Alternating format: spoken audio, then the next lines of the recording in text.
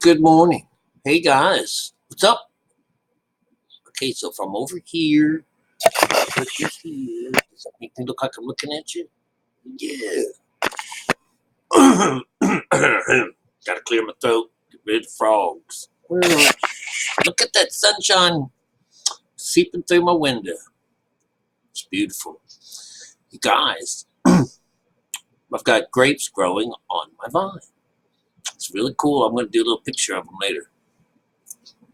It's taking some time. They are a Dixie variety, some kind of Southern Dixie music, something like that. Well, anyways, it's really cool. So today's lesson is going to be on the dreams that Joseph and interprets. You know. Anyways, hello, good morning for you guys that are brand new to this channel. Which, by the way, I've noticed I had 2 or 3 people. I at least know 2 new subscribers within the last couple of days. I mean, I woke up to one today and this morning, yesterday afternoon, someone popped on, but YouTube isn't scoring them because my subscriber count is still the same. So, anyways, just put that off to the side. Most of the conversation that we have here when speaking about the spiritual side of the Bible is basically just that the scripture has another side to it. That woven within this story here is a code that allows for a whole nother story to be told. Okay. And so it's usually found that not usually it is found through the physical makeup of the story, whether it be the words, what they're telling about, the stories, they're hinting at something, at the numbers, and a lot of things are in symbolism. And so there's a code in here that's kind of tough. They made it tough, but at the same time, once you start pulling the thread on this, the whole thing unravels. And that's the beauty of our Bible. Our Bible is meant to split us in half right off the bat. And so we come into this world having to seek something because we come into this world missing something. And what we're missing is God. And in this particular motion or this notion of our Bible is to teach us how to grow it, how to grow up, how to grow our hair, enjoy our lives in some way, shape, or form. Whereas it's represented as our trespasses, because we're just enjoying our lives and enjoying the situation and neglecting God's law. And God's law all along is telling us to hook up to God. But in our mind, we already are. That's the whole point of the Bible, is to divide us, to make us think that we are stuck with God and we have God. And when we die, we're going to go right into the hands of God and our family members. Well, and we find it's just not that way. That there is another story being told at the same time that gives us the how to honor mother and father and how to walk the way of Christ. Unannounced, I use the word unbeknownst to us, is that there's 2 ways of doing something. First off, there's an outside way of doing something, and there's an inside way of doing something. The Bible teaches us the outside way, the Word, and following after Jesus. And this whole idea is that we are made to follow the Word. And in the Word comes all of our trespasses against God. If there wasn't a law, there would be no trespasses and there would be no salvation. There would be no reason for any of this. But since this is the whole point of the Bible, is to let you know that God is in control of everything. And as we teach in the stories or on these lessons on this channel, is that we have to go through hell first before we get to heaven.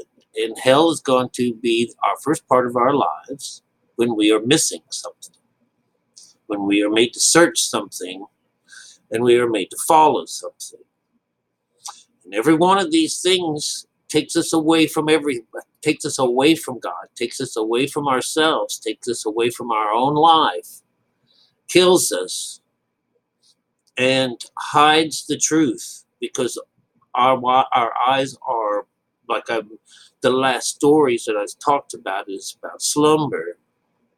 And God does this to us. God puts us to sleep so that we cannot see it.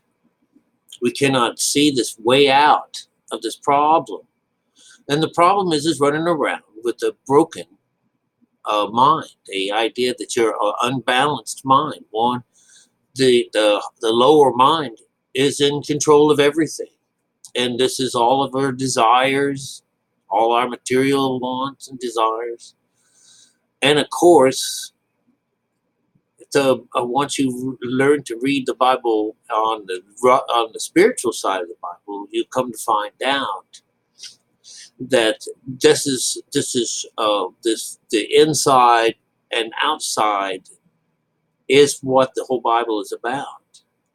There's the outside you, which is we're calling us the living Father, all right, and there's another part of us, which is our soul. Our soul is hidden inside of us, and in this situation, he's known as a seed that we have to sow, and we have to figure out some way to set him free, and he will take care of everything else. This is the whole idea that Jesus will save us, but this is the seed. The story is about Jesus, but the story also tells us that we are this. We are made in this image. Made in the image of God, which is Elohim. That Elohim in our Bible is described as an energy source or power of some kind, of with a male and female energy. And all of us on earth reading the Bible, going by the word, can only see Father as God. We don't recognize the two energies. We don't recognize, we're not told of a female energy ever, ever. In fact, the way our Bible reads, we don't need a female to do anything. It's all, go to hell, Well, that's where we are when we don't have a female in us. We are given a substitute for her, for mother. In our Bible, this comes out to be the religion, okay, the strange woman. Because mother is a family member, father is a family member, brothers and sisters and uncles and aunts. These are all kinsmen. These are all people within you. And the only outsider in the group is the strange woman known as the whore on the back of the beast. You're the beast, all right?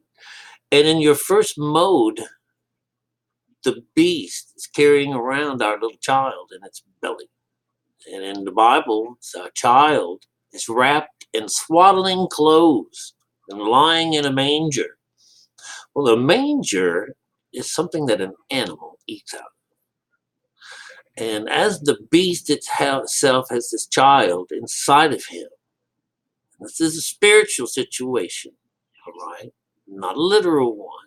But those swaddling clothes keep that thing confined, unmoving, imprisoned.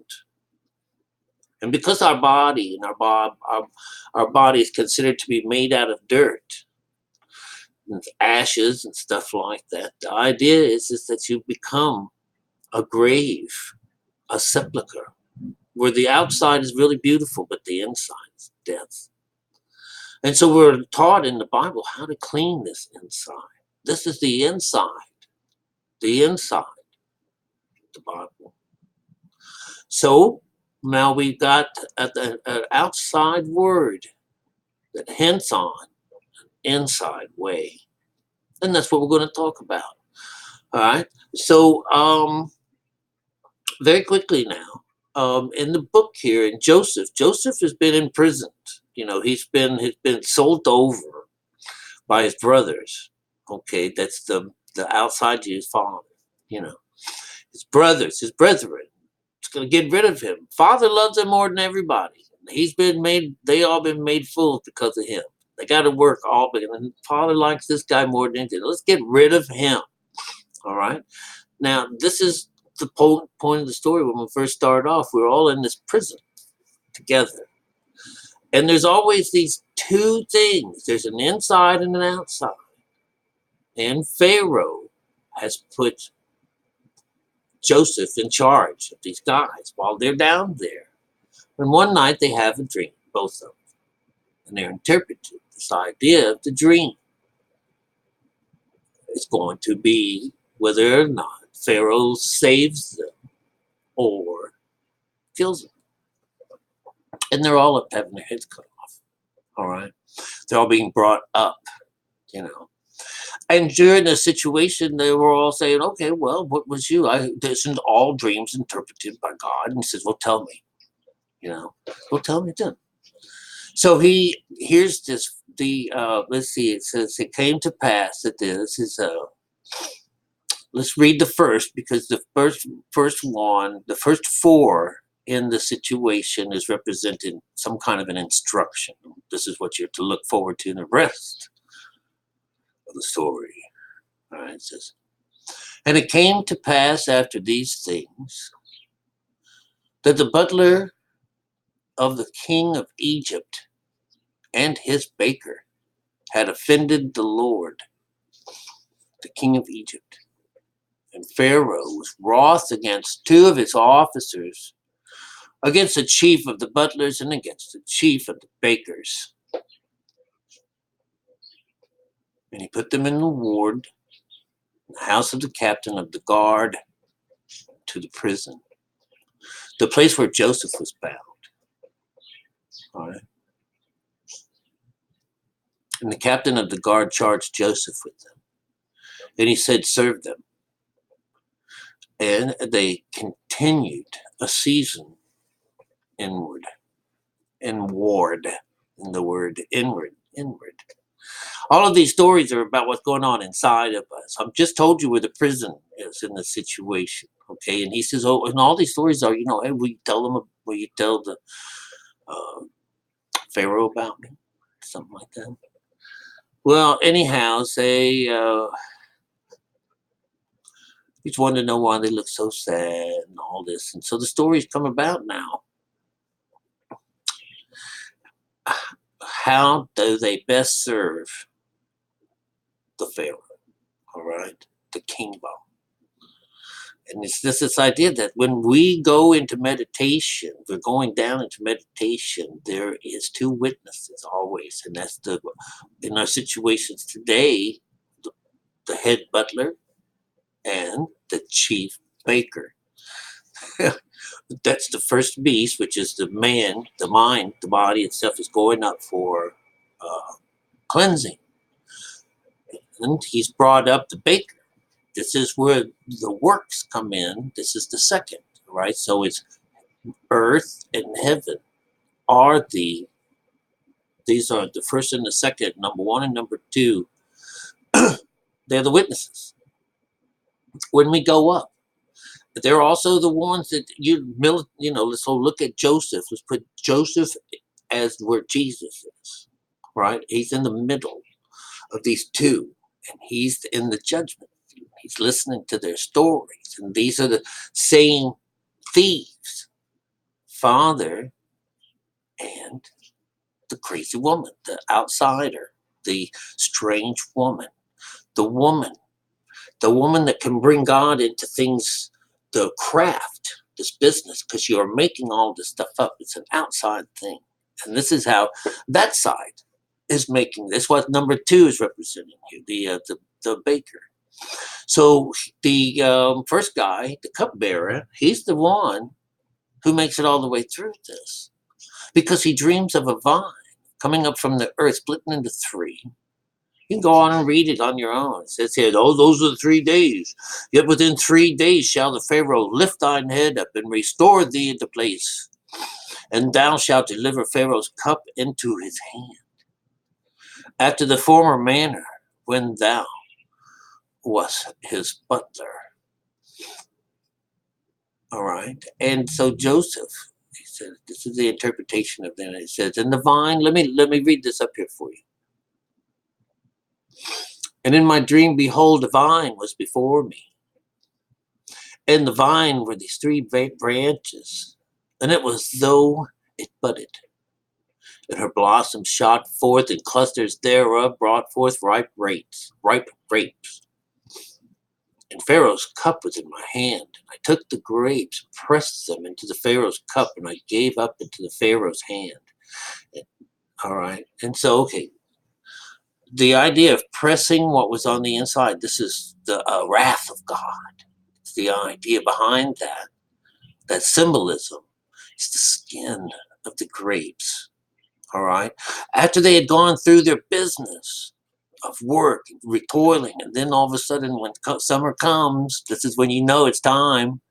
When summer comes, all this blood budding and all this business happens. This is when it's the time. That's the end of time. This is the time for reaping and sowing.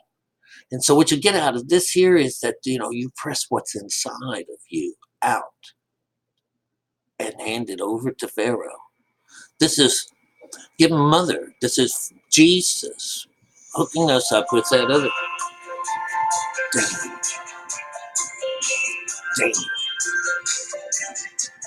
Damn.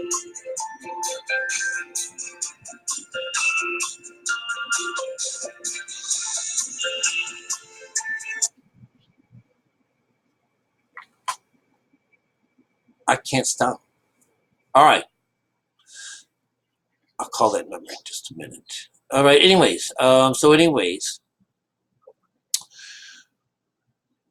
this is the story of the 3 going up before the business. These guys. This little story of theirs is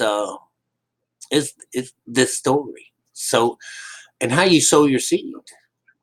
Joseph says, go up and mention this. I want you to mention this to Pharaoh. Mention me.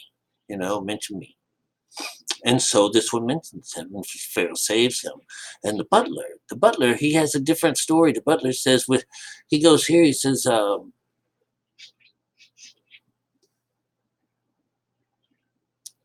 but think on me. This is number 6. But think on me when it shall be well with thee, and show kindness, I pray thee, unto me. And make mention of me unto Pharaoh, and bring me out of this house. This is what God asks Abraham. Hey, it's time to get out of your father's house. All right? Because he's locked in there too. He's talking to him. He says, rise up. It's time to go. I want to show you the promised land. You can only see this promised land from the inside. All right? But you have to do a few things first. You have to bring 2 things to bat. That's the skin and the baker. All right? Which is our religious side. When the chief baker saw that the interpretation was good, he said unto Joseph, this is number 7, wow, I also had a dream. I had 3 white baskets on my head. And in the uppermost basket, there was all manner of baked meats for Pharaoh. And the birds did eat them out of the basket off my head. And Joseph answered and said, this interpretation thereof, the 3 baskets are 3 days. Yet within 3 days, Pharaoh lift up thy head from thee, and shall hang thee on a tree. And the birds shall eat thy flesh from off of thee. And it came to pass on the 3rd day, which Pharaoh's birthday, was made a big feast. And unto all of his servants he lifted up the head of the chief butler and of the chief baker among of his servants. Remember now, This is us who made, this is Father sent, Joseph, and he restored the chief butler to his butlership again, and he gave the cup into Pharaoh's hands. But he hanged the chief, as Joseph had interpreted to him. Yet did not the chief butler remember Joseph, but forgot it. There's an inside way of doing something and an outside way of doing something. And the inside way is the vine. Jesus is the vine, and you're the branch. The vine is inside of us. While we're in this mode of not being connected to God, that Nazarene way, that idea of running around where you cannot cut your hair off. That means you cannot uncircumcise yourself. That means you have to run around unclean. Until this day, you've discovered this inside part. The outside won't save you. The inside will. And that's what I'm trying to get to you here today, is that that's what it means to be within and without. Being within, being inward, this is the way in, is by breaking bread and going inside the midst. And with the midst, what's in the middle of you? When you can gather yourself together, all right, then you're going to have Jesus in the midst. That's a meditation term. 2 or 3 or 4 or 5 people, I used to use it in church because no one came to church. And I'd do this, I'd say, well, just 2 or 3 of us, 3 or 4 of us. God was with us, That's what we would say. And we'd make up for all those poor people that didn't come to church, So it's sad. It's really sad. The church has a bad reputation. And to think that this is the sowing field for God and for light, a future light of this world, is put into the hands of fools. I mean, this is just terrible. And it's sad to watch so many people go down the road and off the cliff. It's amazing. But you guys, the inside, just like the Bible says, there's the word, the letter. Follow the letter will kill you. But all along the way, it's dropping little hints to you about the other side. How to get it over to the other side, how to clean yourself up, how to cut your hair off, how to make that sacrifice, how to turn off the whore, turn on the light. Oh my God, you guys. And the only way to do that is to go inside yourself. Go through the will. I wish you well. I hope you're doing okay. Inside or out. And the decision is yours.